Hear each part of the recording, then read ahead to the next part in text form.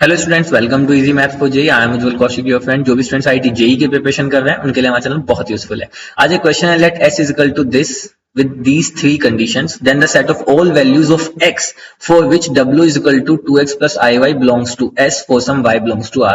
देखने में क्वेश्चन काफी टफ लग रहा है, पर कोई दिक्कत वाली बात नहीं है। वन बाय वन एक एक कंडीशन को सोल्व करेंगे और अपने आंसर की तरफ अप्रोच करेंगे। चलिए शुरू करते हैं। s मुझे एक सेट गिवन है जिसके अंदर z है और वो किस फॉर्म के हैं, x plus i Y form के। और z के साथ कंडीशन क्या है, पहली कंडीशन मैं यहां पे लेता हूं। पहली कंडीशन है modulus of z minus 1 plus iota, this is greater than equal to modulus of z। देखो, जब भी कंडीशन दी गई हो तो मैं मोस्टली कोशिश करता हूं 99% की अपने कॉम्प्लेक्स नंबर को एक्स वाई फॉर्म में चेंज कर लूं, क्योंकि एक्स वाई फॉर्म में डील करना मेरे लिए कन्वीनियंट होता है। तो मैं क्या करता हूं, मैं यहां से let z is equal to x plus iota y. अच्छा, लेट की भी जरूरत नहीं है, गिवन ही है z is equal to x plus iota y, तो यहां पे रख देते हैं। तो यहां से क्या हो जाएगा, x plus iota y minus 1 plus iota, this is greater than equal to, यहां से कितना हो जाएगा, x प्लस आयोटा वाई। ठीक है। अब अगर मैं मॉडुलस देखूंगा तो मॉडुलस में क्या जाएगा, under root of real part क्या है, x माइनस 1 का स्क्वायर प्लस यहां से आयोटा कॉमन ले लूंगा मैं, तो आ जाएगा y प्लस 1 का square, this is greater than equal to under root of x square plus y square. दोनों साइड स्क्वायर ले लेंगे और ओपन कर देंगे होल स्क्वायर, तो जाएगा x square plus 1 minus 2x plus y square plus 1 plus 2y is greater than equal to x square plus y square. ये cancel out हुआ। ठीक है, तो यहां से मेरे पास बचा माइनस का 2x प्लस का 2y। ठीक है, एंड यहां पे बचा प्लस का 2, this is greater than equal to 0। तो यहां से अगर मैं 2 को लेफ्ट हैंड साइड भेज दूं या फिर मैं इसको हैंड देता हूं, इन दोनों को उधर भेज देता हूं, तो ये हो जाएगा basically 2x minus 2y less than equal to 2। तो यहां से हो जाएगा x minus y is less than equal to 1। पहली कंडीशन तो आ गई मेरी ये। ठीक है, अब ऐसे ही हम लोग काम करते हैं दूसरी कंडीशन के लिए। दूसरी कंडीशन क्या है, modulus of z is less than 2, यानी कि under root of x square plus y square, this is less than 2।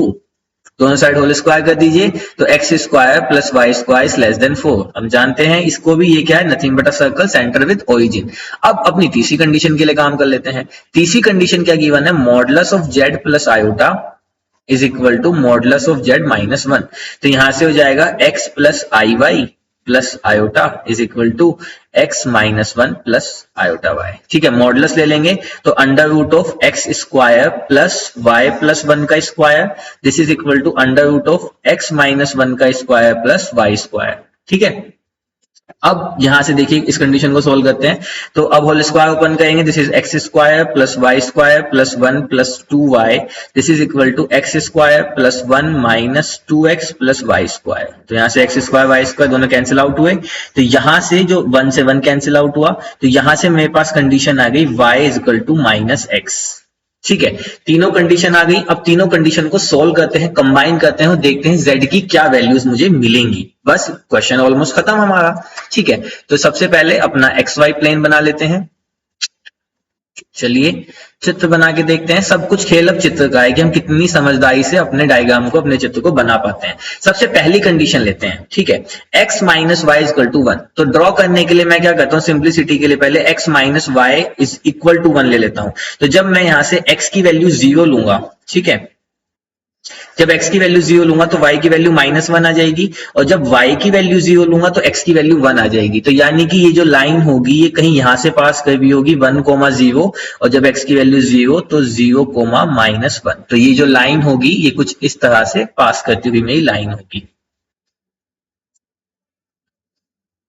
ठीक है, चलिए अब मुझे देखना है, क्योंकि इनइक्वालिटी थी, अब मुझे देखना है किस साइड का रीजन होगा। तो सबसे सिंपल होता है, हम ओरिजिन रख के देख लेते हैं अपनी इस इक्वेशन में। तो 0 minus 0 is less than equal to 1, तो 0 is less than equal to 1 satisfy कर रहा है। तो यानी कि जो रीजन होगा वो इस साइड वाला होगा। ठीक है, ज्यादा एरो नहीं बनाते हैं, गुचुड़ पुचुड़ जाएगी। तो ये है हमारा इस तरह का। ठीक है, अब आते हैं दूसरे वाली कंडीशन पे। ये है x square plus y square less than 4। हम जानते हैं this is nothing but a circle with centre at origin and radius 2। तो ये सर्कल होगा कुछ इस तरह का।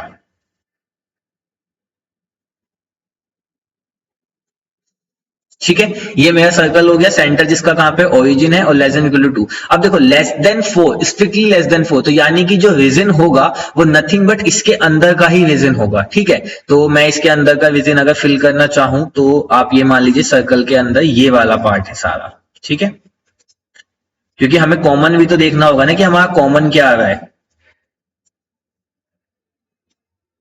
ठीक है, तो ये मैंने सर्कल को यहां से हाईलाइट कर दिया क्योंकि सिर्फ इसके अंदर का रीजन है, बाउंड्री भी इंक्लूड नहीं है। ठीक है, अब देखो तीसरा जो हमारे पास कंडीशन आई that is y equal to minus x, तो y equal to minus x की लाइन ड्रॉ कर देते हैं, तो दैट इज नथिंग बट कहां से पास करेगी, हमारे ओरिजिन से पास करेगी। अब देखो ये दोनों तो इनइक्वालिटी थी, ध्यान दीजिए ये दोनों तो इनइक्वालिटी थी और ये क्या है, इक्वेशन है, तो यानी कि y equal to minus x सिर्फ यही होगा। अब अगर मैं रीजन हाईलाइट करना चाहूं तो अगर मैं x minus y equal to 1 को ग्रीन से हाईलाइट करता हूं तो ये वाला रीजन दिखा रहा है ना, ये वाला रीजन।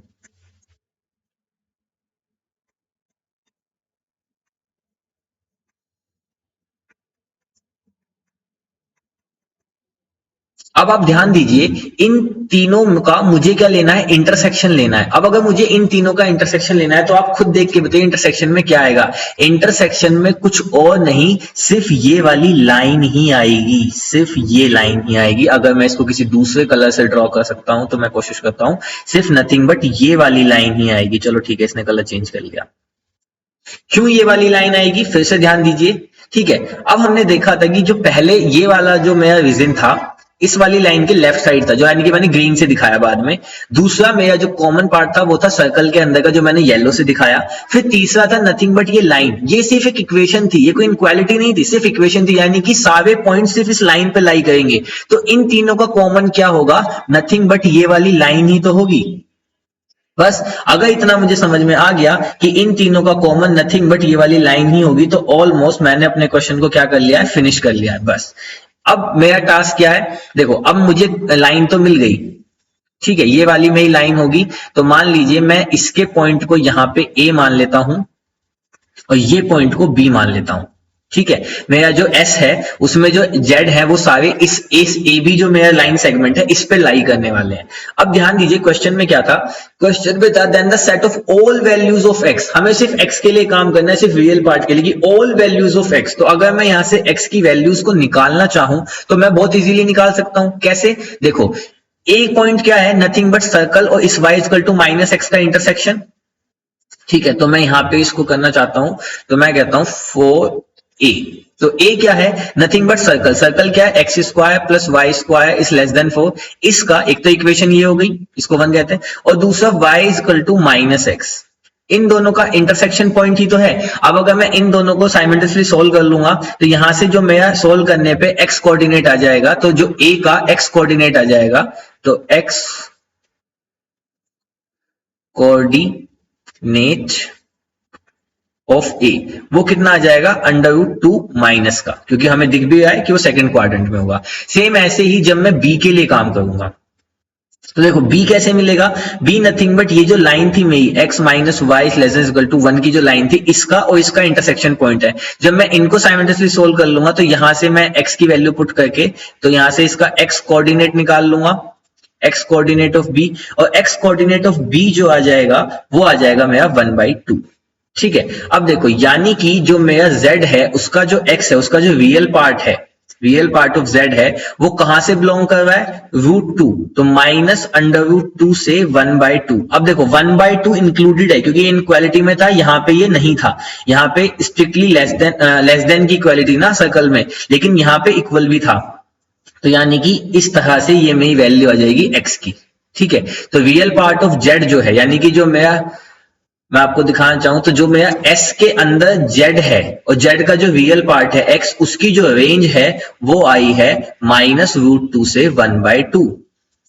ठीक है, अब देखो x बिलोंग करके मैं यहाँ पे w जो है वो है मेरा 2x प्लस आयोटा y, और w कहां पे जा रहा है, s में। तो देखो रियल पार्ट ऑफ w जो होगा that is nothing but 2x, और ये जो रियल पार्ट है ये कहां से जा रहा है, s में। तो यानी कि जो इसकी रेंज होगी 2x की वो होगी -√2 से 1/2।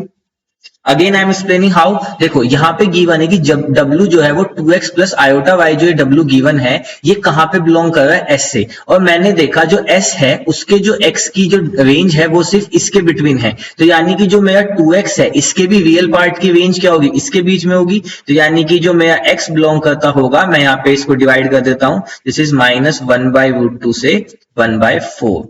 तो जो मेरा सही आंसर होगा तो दैट इज -1/√2 से 1/4। तो यहाँ पे ओपन है, एक साइड क्लोज है। तो this, I hope this is clear to you. If you have still doubt, you can ask to me into the comment box. Thank you very much. Please subscribe the channel. Be happy.